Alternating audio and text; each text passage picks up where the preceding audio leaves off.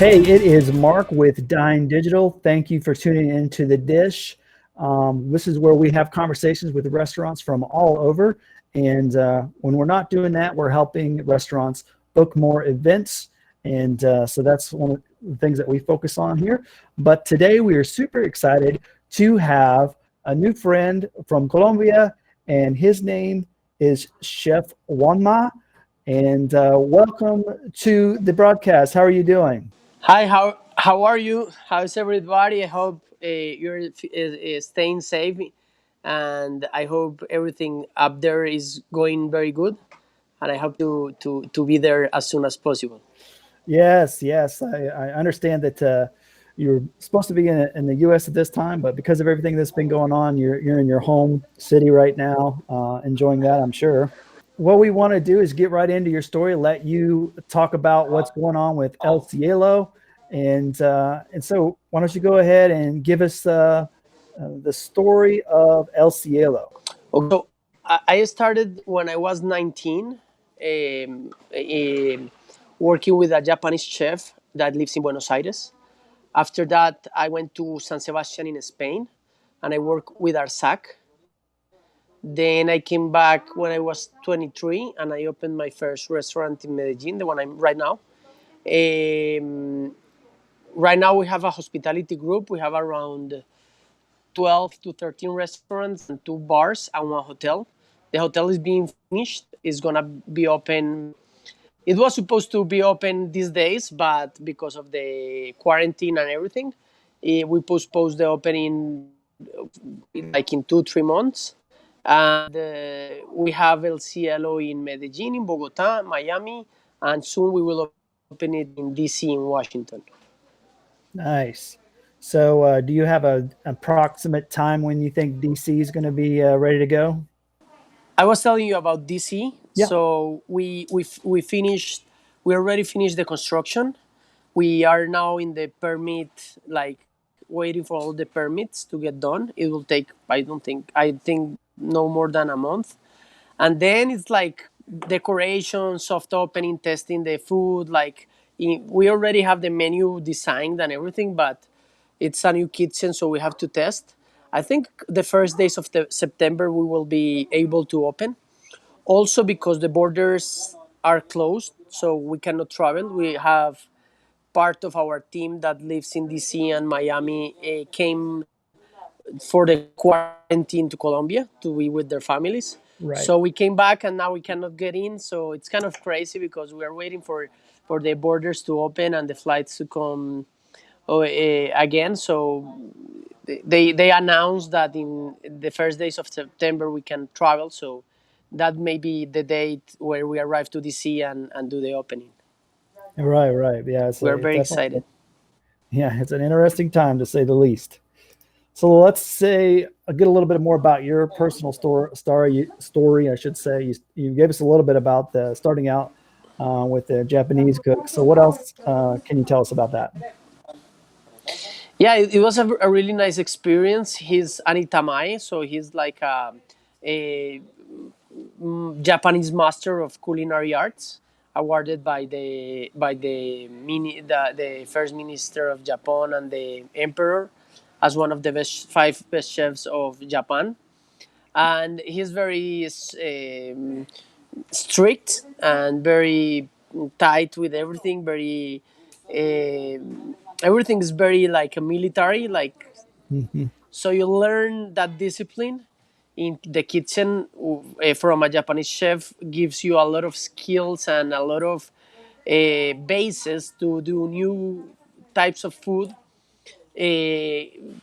with that basis. So it was very very helpful.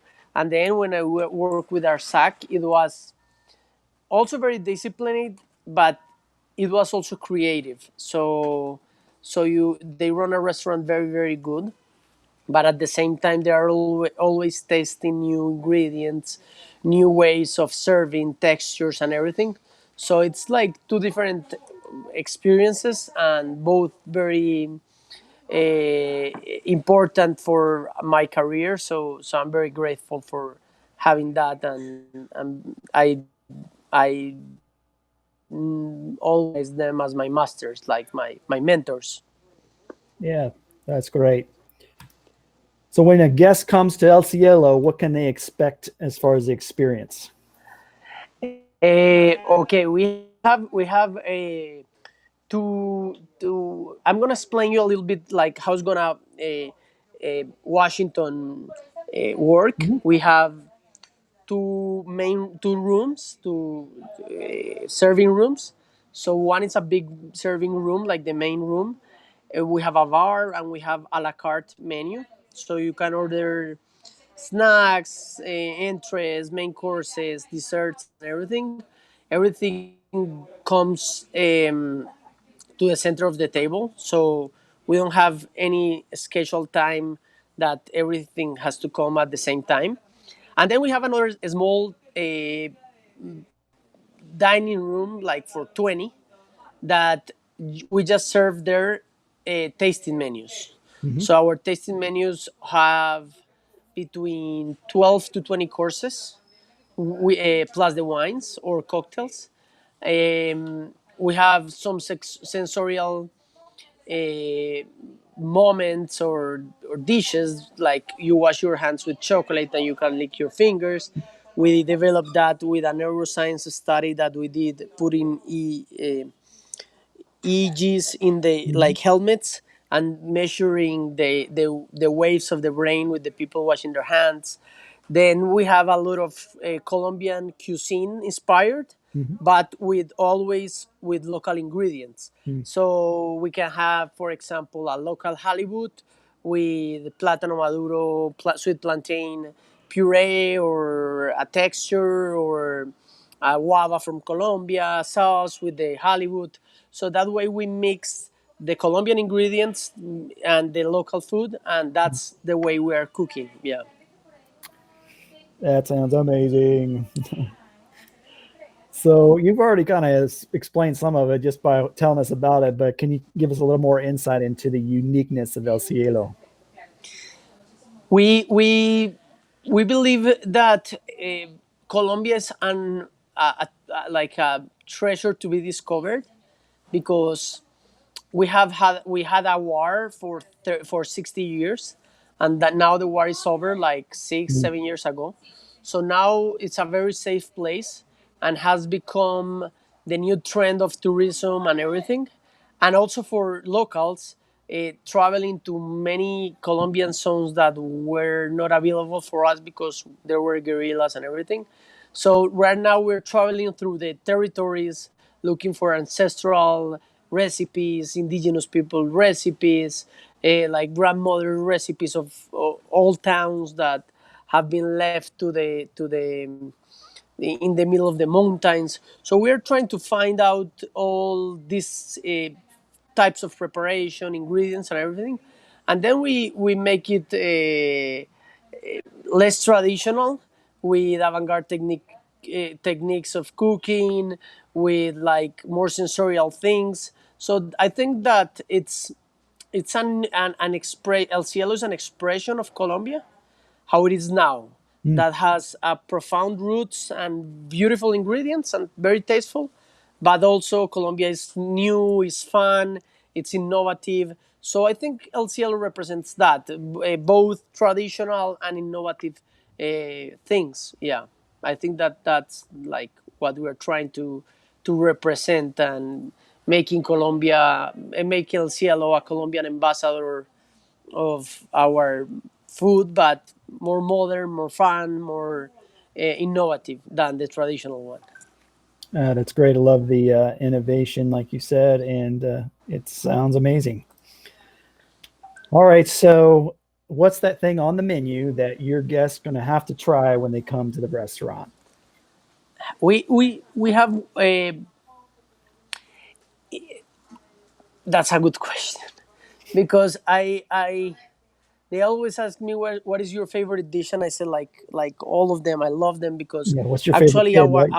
our main problem when we were picking out the dishes is to take them out, like to pick up the number of that we are trying to reach, because sometimes we have more than we can have in the menu actually. So I think that people really, really, really have to come to have the tasting menu, whatever we have it on that season, because it's the whole experience and it's a different culinary experience. In the a la carte menu, we have the color arepas. So we do corn arepas that is like a cornbread with different colors and flavors from different fruits or vegetables. The Árbol de la Vida is like the tree of life. It's a pan de yuca, very unique. It's one of the most iconic dishes of our restaurant because we created uniting a Colombian Amazonic recipe and a Colombian Antioqueñan recipe, and we mix them both, and we create a unique type of bread that is very chewy. It's gluten free. It's from a root from the Amazon called yuca, and it's very tasteful and it's beautiful because we serve it like in a tree. So that's the one of the most iconic.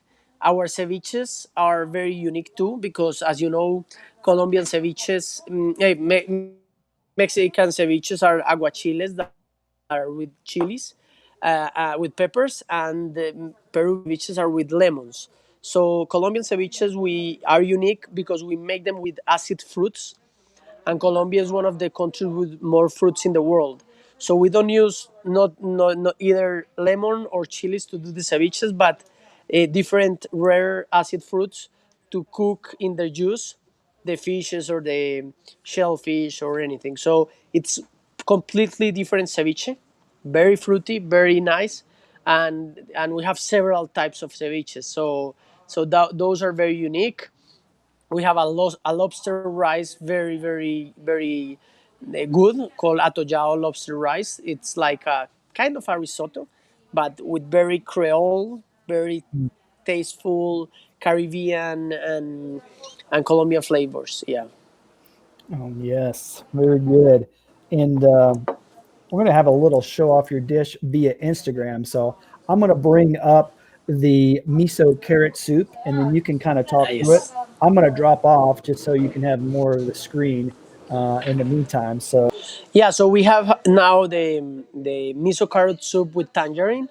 It's a recipe that have been evolving in the restaurant because the first time I made it, it was a traditional soup from my abuela, my grandmother, and I added a guava because I used to eat a lot of bocadillo. That is a sweet from the guava.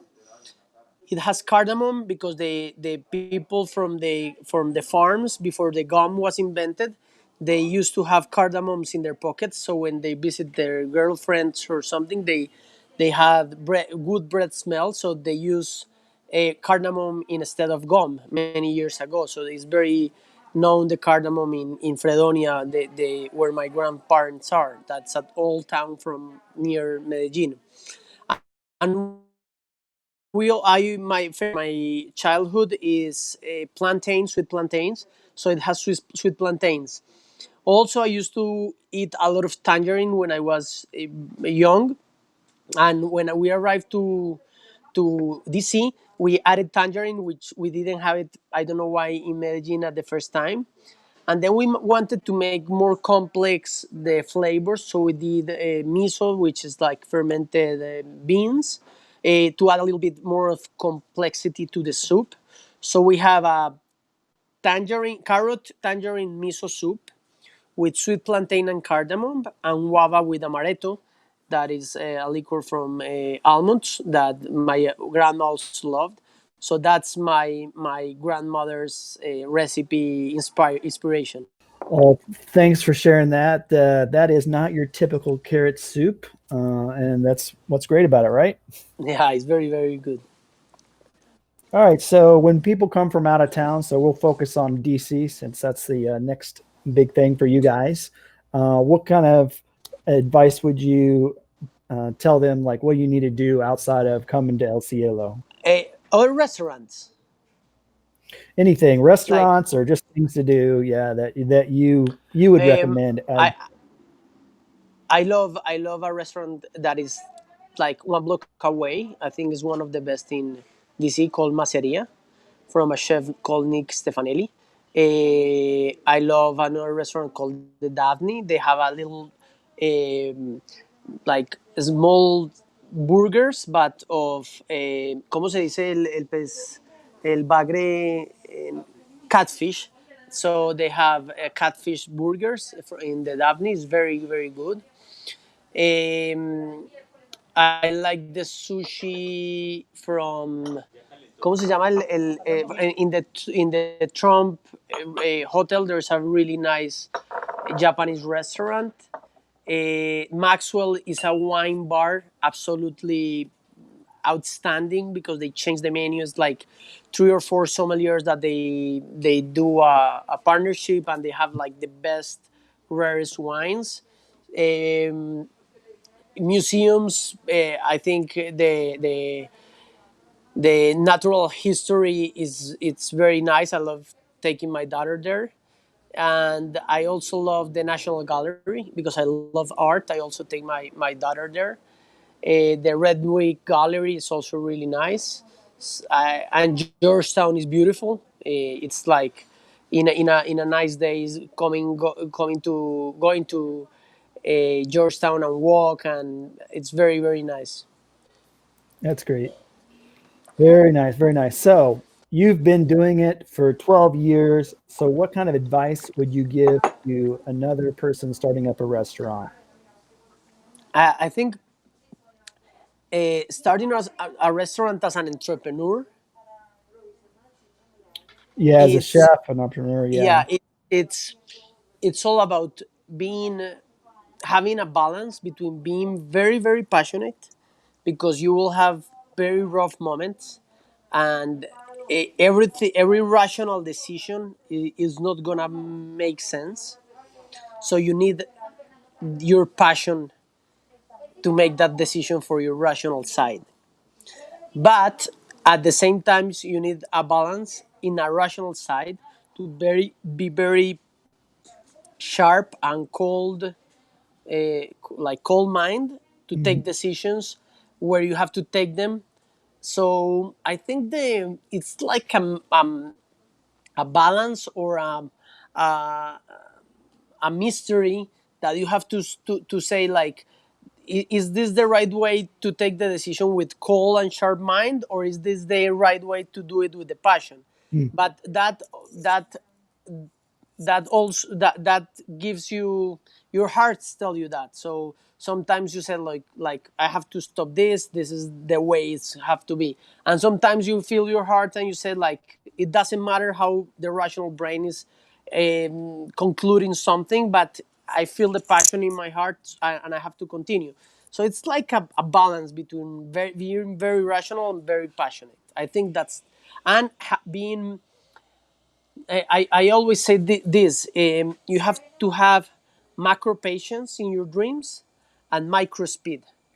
You have to be very patient long term, but do with a lot of speed hundreds or thousands of homeworks or tasks that you have to do in order to achieve that big goal. So I always tell people macro patience, micro speed. Love it. Love it. So if you could change anything in the restaurant industry, what would that look like? I will change, especially in the States, not in Colombia, because in Colombia it doesn't work like that. In the States, I will allow chefs, cooks, to receive tips because I don't think it's fair that a waiter come and takes all the tips and the chef is cooking that magic. So, and another thing that I will change is that I will rise up the income of the waiter. So I would do like almost the same income, both, but they will both share tips. It works kind of like that in Colombia. The chefs earn a little bit more because they work more and they split tips. I will do that in the States. In Spain, for example, you don't pay tips. You pay Mhm. a waiter and that's it. And the chefs earn more because they work more, they think more, they are 8 a.m., 2 a.m., all night, all day, like 20-hour shift, and then comes a waiter to do a great job, but in 3 hours it takes all the tips, and I don't think it's fair in the U.S. System. So I would change that. Yeah. Yeah, that's probably one of the most consistent things that I've heard from talking to different chefs across Yes. the U.S. is that we need to change how compensation happens. Actually, one thing that we are doing that we have been exploring is that all our chefs are being hired as chefs and servers, Mm. and they have to serve one, two, three dishes per night. So they share all the tips with the servers, and we are making the servers go to cooking. Many servers, especially in the tasting menu, to be interns or anything, so they know what they are serving. It kinds of work like in the modernistic cuisine restaurants in Europe, that Mhm. you are served all the time by the cooks or the chefs, and the servers just put a fork or take it out and that's it. But the serving itself of the plate is made by the chef.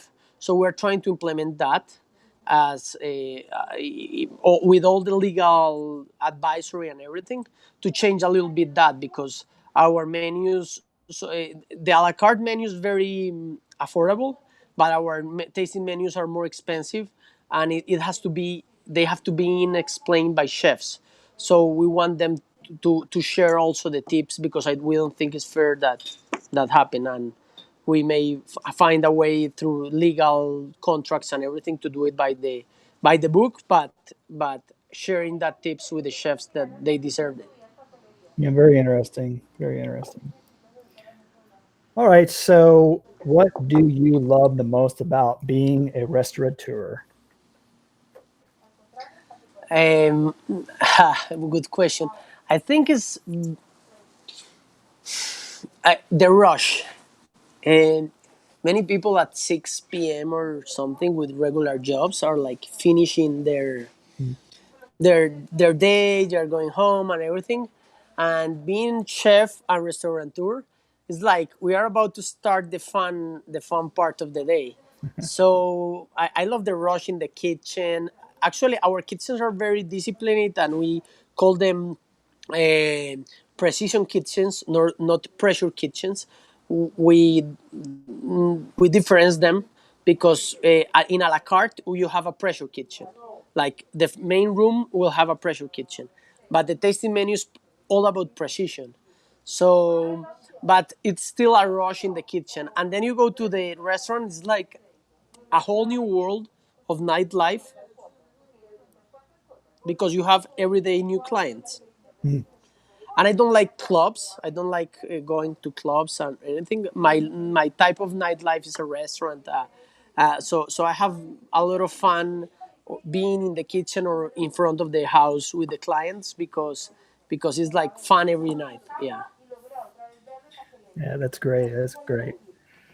All right. So, you have been doing something special with your foundation for several years. So, what's the name of it and what is it all about? El Cielo Foundation. It's the same name of El Cielo, and as I was telling you before, we train wounded soldiers, we train former guerrillas, we train former paramilitaries and former hitmen. We train indigenous people that has been moved by the violence, like they have to leave their towns. Um, and then we train them in cooking and non-violence, and they gain new skills to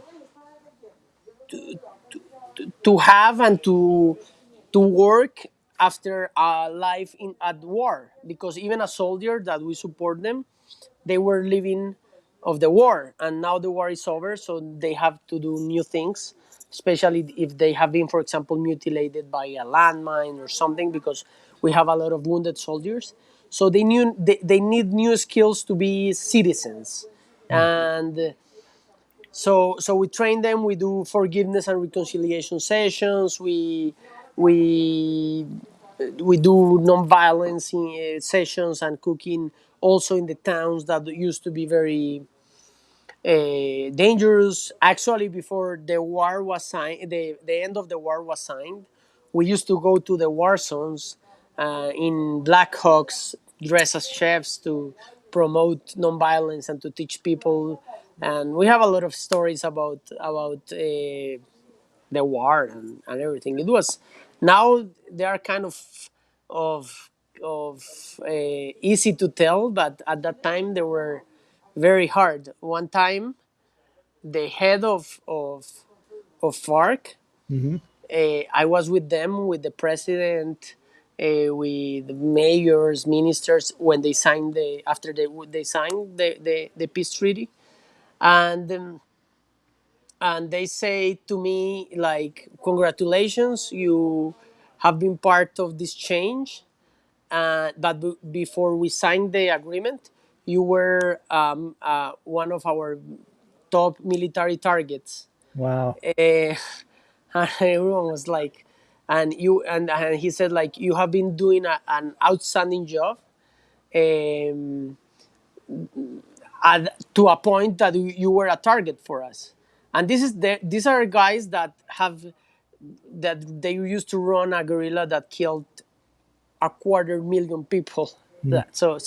So this is like talking to 300 Osama bin Laden's, because they have killed even more people, and Yeah. now they have signed the war, and you can talk to them in Congress or Peace Congress and things like that. And one day I was there, and he told me that like, congratulations, I want to congratulate you for working for Colombia's peace, and your work and your mother work is being so good that you until 6 months before you were a target for us, and now you are a Colombian citizen trying to help everybody to come back to peace. And it was like a weird congratulations, let me tell you. Yeah. Yeah. But yeah, That sounds like God was definitely protecting you and using you. So that's a great, um, kind of strange, but definitely yeah. cool. All right. So before we get to the last question, where we're going to get a pro tip from Chef Juanma, I want to draw everyone's attention to the social media that we have going across uh, the cafe. Café de Colombia. Nice. I love it. I should have worn my Colombian jersey. I have a Colombian Yeah. soccer jersey, but I didn't. Yeah. But yeah, so please go ahead and check the El Cielo out on the website, which you'll see down here, elcielorestaurant.com. And then the Washington Instagram is El Cielo Washington. While you're doing all that, go ahead and follow us too. We're dine.digital, and we'll continue to talk to awesome restaurants and people. Let's see here. We got, before we get to this last question, El Cielo, tell us what it means and why you have that name. El Cielo, it's very funny because Spanish, the language, is one of the richest language in the world. But El Cielo has the same meaning that heaven and sky at the same time in Spanish. I don't know why we don't have, because we have like sky and paradise, but paradise and heaven is different. So when you speak in Spanish, cielo, you can be talking about sky, about paradise, or about heaven. It's very, it's kind of Catholic, like el cielo, but also is the sky. So we wanted to have a positive word that confuses people. So because if I tell you, uh, if you tell someone I dined last night at heaven, people's gonna say like, or I dined last night at paradise or something like that. People's gonna ask like, how is that a restaurant? What is that? So in Spanish, it was a really cool word to confuse in a positive way people, and also to remind us every day that we have to to be successful in giving the people an experience of dining at El Cielo. Hmm. Very good, very good. Yeah, I knew cielo as heaven, but I didn't realize about that the double meaning. So very Yeah. interesting. All right, so now's the pro tip, Chef Wanma. What can you tell the people at home as far as a cooking or preparation tip that can help us make better food? Um, I like a lot. I think ferments are very good. It could be in water with a little bit of salt, like vegetables, or it could be in vinegar. There's a lot of recipes, but I think the probiotics of all the fermentation of the vegetables are really good. And also, in terms of gastronomy and flavor, when you ferment, you find what we call the second life of the of food, and you find new flavors. I love that. So I like to combine a lot fermentation, which is the second life of the ingredients, with fresh ingredients, organic. That's the first part of their life. So I think both have benefits. So I think at home people should do both. Like if you buy 10 carrots and you eat six, you can therefore you can put them in vinegar and then eat them, and it will be another type of um, richness in flavors and also in good health thing to eat. Very nice. Thanks for letting us know about that wisdom about vinegarizing. That was a word I just made up. Your vegetables. So, once again, please go like and share and do all the social media things for El Cielo and Dine Digital. We very much appreciate your time, Chef Juanma. I really enjoyed learning more about you. Is there anything else you'd like to share before we wrap up? No, I wanted to thank you because this was a wonderful conversation. I enjoyed talking to you and all things also you knew about El Cielo and everything. So I want to thank you and thank everybody that had the time and spent the time with us here watching. And I hope you can visit us in El Cielo, Washington, or in El Cielo, Miami after September. Oh, yes, that will be on the agenda with my brother-in-law. That's something that we're going to have to definitely do at this point. We're going to have to come up and And see. also, and also, let this be the moment to invite you all to Colombia. Colombia is like the new trend, the new treasure to be discovered. After these quarantines and these rough times, I think Colombia is going to be one of the top destinations in tourism because also the currency is like 3 to 4 times a US dollar. So it's very cheap to come, Yeah. very cheap to invest. And the only dangerous thing, the only risk that you have in Colombia is that you will fall in love and you will want to stay. That's right. I need to definitely go. My wife, it's been several years since she's been. I have not been. My kids, who are quarter Colombian, have not been. So we all need to go, and everybody else. You heard Chef Juanma, get down to Colombia. All right, everyone. We thank you so much for tuning in. Go visit El Cielo wherever you live, if it's close by. And thanks again, Chef Juanma. Bye. God bless you. Bless you.